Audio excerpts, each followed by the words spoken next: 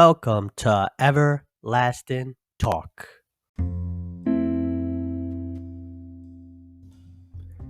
Hello, welcome to Everlasting Talk. I'm your host, Evaristo, and this is the Biography Series. Today, we're talking about Joan of Arc.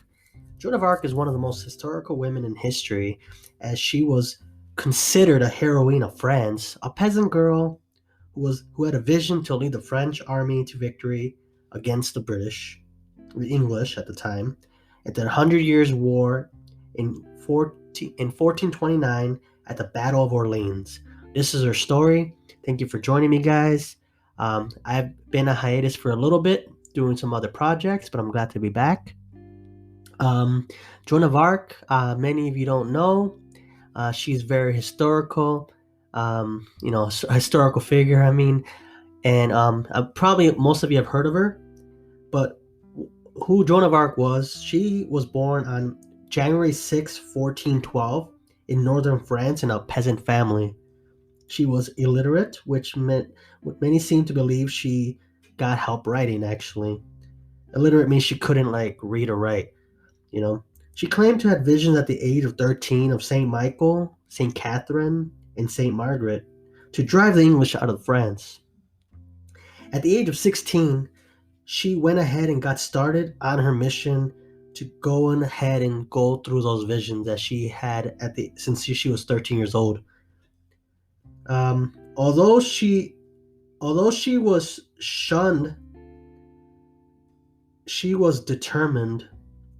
She would eventually get an audience with Charles the Seventh, of France in 1429 at the age of 17.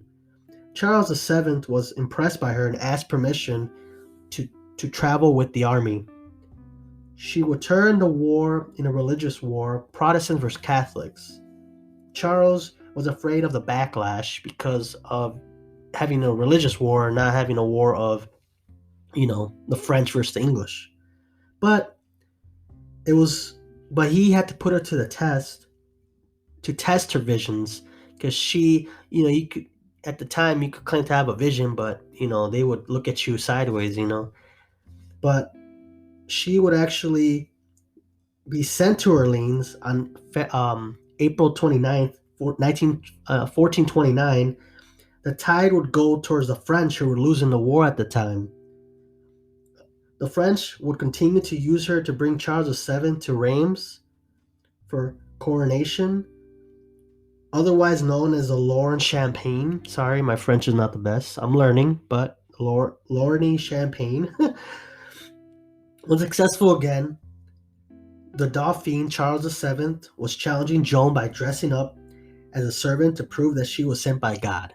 So he would basically disguise himself, be dressed up as, like a peasant or a Dauphin at the time, to fool her.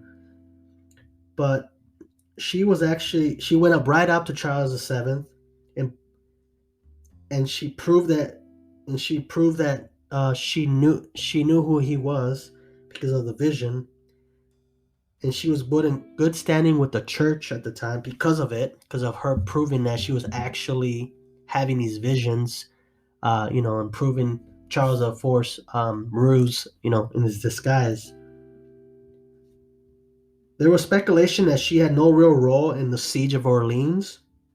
According to many historians, she would have military success until 1430, when she was caught by the Bourjardins. Bourjardins, and sold to the English. Held in the city of Rouen until 1431, when she was convicted of heresy and burned at the stake. The English wanted to show her as an example, so they burned her 2 times, threw her ashes in the river Seine. Eventually, a couple years later, she was canonized, and she was proven to be a French heroine for many centuries to come. She actually, helped the French gain a little bit of an advantage during the war. Because the English were going into France,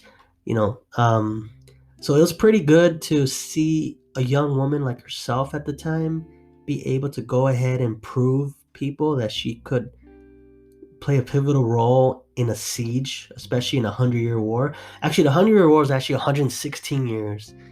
There's too many contrary belief. It was not actually 100 on the dot. It's actually 116.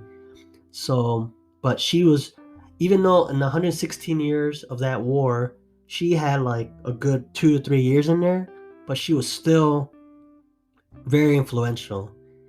Um, it's actually, I forgot to mention, the English actually want, in order to convict her, the tribunal that was convicting her would have to trick her to confessing that she lied about her visions and guilt of heresy.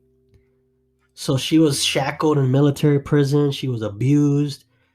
She held her own. She was a very strong woman. And she, even with threats of death, obviously she was on trial for pretty much being like, for heresy and like going against the English. She actually would go ahead and denounce it, um, to save her life at the expense of the truth. She withdrew her recantation and was sentenced to death. And it's pretty much like, I don't know, like people were calling the name of Jesus throughout her execution.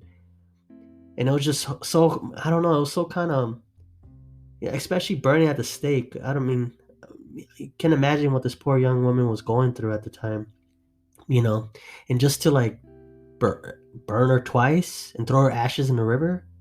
That's a lot. But it was just a way to like show, don't go against the. I think the English just wanted that as a proof to show that don't go against the English. And she, she did her thing, but she eventually got caught, and that's what happened, But, um, her mother and father were very devastated. They lived a few years after that. So it was really important for, history to show that her family did suffer. I did use some sources. I mean, there's so many books. I mean, there's a book called Joan of Arc. There's a Joan de Arc, Joan of Arc self-portrait, Saint Joan. There's many other books as well. I mean, obviously I researched all of it.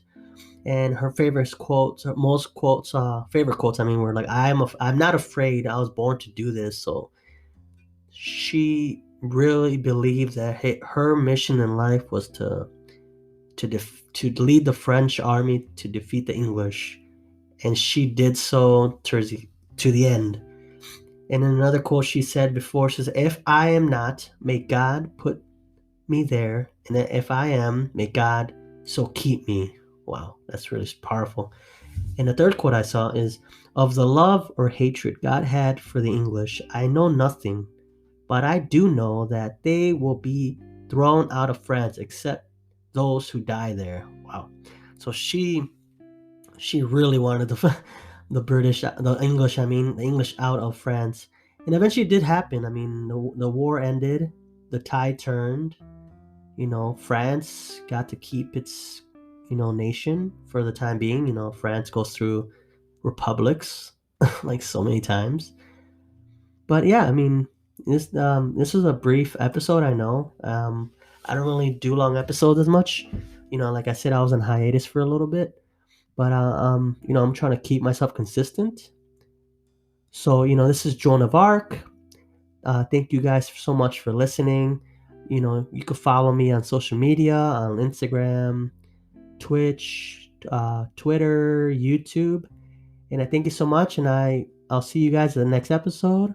I'm going to do a next episode on FDR, Franklin Delano Roosevelt, the 4-term president during the Great Depression up to World War II. So stay tuned. And thank you so much. And I'm out. Bye-bye.